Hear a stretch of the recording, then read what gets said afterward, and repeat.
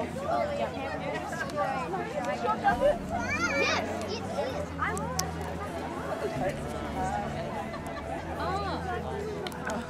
crazy how hot it is?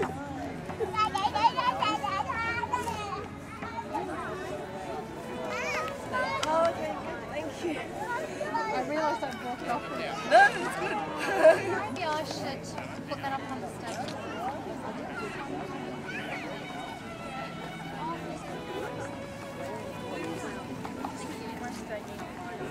Yeah, sure.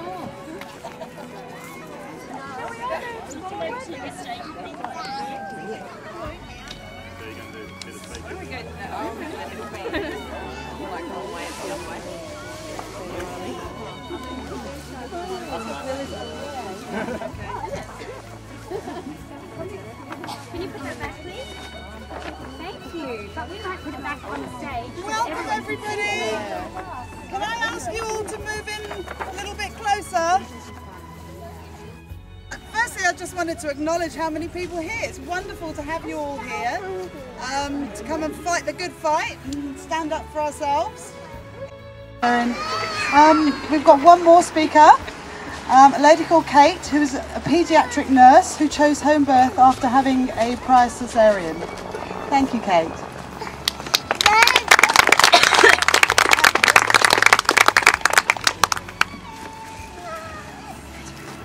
Good morning. I'm really happy to be part of this group, even though I had really hoped that we would be bigger. But now we know that we're doing something that we believe in, standing up for our next generation of babies to be able to make their own choices. And I think that that's the most important part of what we're doing at the moment. I basically want to ramble at you for a little bit and tell you a story of two births. I am mother to Asher, who is 3. Asher was in hospital. I believe in hospitals. I'm a paediatric nurse. I didn't have a lot of faith in birth. I thought of it with fear. I thought of it as something that I had to endure so that I could earn my baby. I thought of it as one day just to get through, and I didn't get through. We went to hospital, I tired, I caved to gas and epidural and to Synto, and lying there still and kind of numb because it wasn't the best of epidurals anyway. My baby got distressed, this is what they do, and we ended up in theatre where my healthy baby was delivered while I was having an anaesthetic reaction, struggling to stay conscious and vomiting through my hair. So the moment I'd waited for so long to get to hold my rainbow baby and to greet him into the world, it just didn't happen. He was held above me, the theatre staff totally disrespected and disempowered and ignored the fact that my first child was entering the world and chose to talk about craft beer and microbrews instead of what was happening for me, which is still something that's rather painful, though I've been told that I should be grateful that those theatre staff were so confident in their job that they could talk about beer and not have to have their mind on me and what they were doing. It's not a way of thinking that I can really subscribe to. But it means that when I came to birthing my second baby, it was not a choice I was going to make again. I really wanted to be able to have the best chance at birthing my baby vaginally.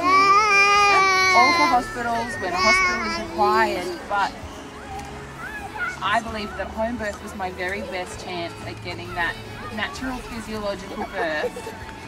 And so I went off in search of a midwife, because birthing a midwife was how I felt safe. And birthing you feel safe is safe birth. So I now had a scar to deal with, and finding a midwife to support me at home with my scar, quiet and unobtrusive as it may be, became quite a trial. I approached midwifery practices who were willing to take me on as a client to birth in hospital. That was not my choice. I wanted to birth at home, and it was a Vero-insured independent midwife who came to us and supported us in the birth that we had. And going through pregnancy with friends at the same time and comparing the care that we had. She'd have a 15-minute appointment with her obstetrician, and it was a good appointment because she had a scan and got to see her baby, whereas I had spent 3 hours in the home talking to my midwife, not just about my pregnancy and my body and my baby, but also about the world and about us as people, and forming a bond and finding that comfort together. Whereas after Ash's birth in the hospital, I checked out 48 hours after a C-section. I think it sums it up pretty well when I had buzzed for pain relief because my baby was crying in the bassinet beside me, no co-sleeping allowed, and I couldn't get up to him. So I'd buzzed for pain relief, and it was about an hour later and I heard midwives meet outside my door and have this conversation that basically went, "Is she yours? Oh no, she's not mine. Oh no, her midwife is at tea." And knowing that there was no one coming to me, they both moved on. So we had a beautiful midwife who loved us and who we loved and who will still message me to say happy birthday and just to check if we're having a nice day. And every time she touched me, she asked consent. There was never hands put on my body. There was never any decisions made for me. I had every responsibility for everything that happened in my pregnancy, every choice that I made, and I knew that she was there to back us up and to help us deal with what came. And what came was Bridie in a beautiful 2.5-hour easy birth, which just flowed because I had confidence. I knew I had the people behind me. I had faith in my body. I'd surrounded myself with sisters who also had that faith in themselves and in me and in birth. And I believe that the carer that you choose, and just knowing that that choice is there and having it not be a fight is so important, because we shouldn't have to fight in birth. When we're waiting for that hormone flow to come in and to help us bring our baby into the world and ease into motherhood, we shouldn't have to be lying on a hospital bed saying, "I do not consent, take your hands off me, step away from my baby."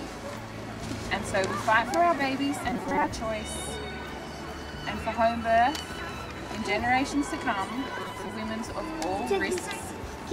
I am 3rd out of 3 in a row you've heard of successful home birth after cesarean stories.